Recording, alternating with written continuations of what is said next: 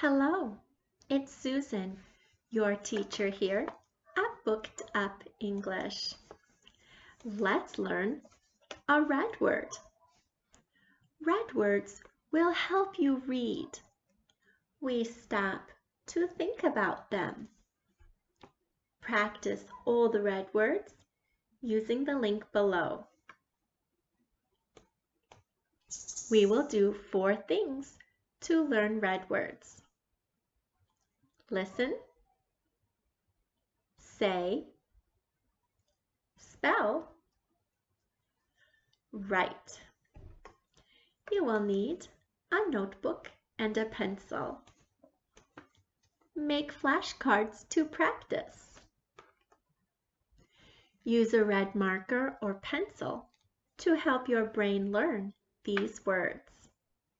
Are you ready? Let's go. Today's red word is you. You. You. Y-O-U. You. Y-O-U. You.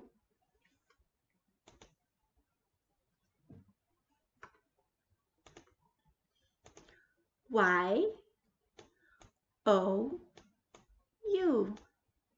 You. Y-O-U. You. Great job today. See you again soon.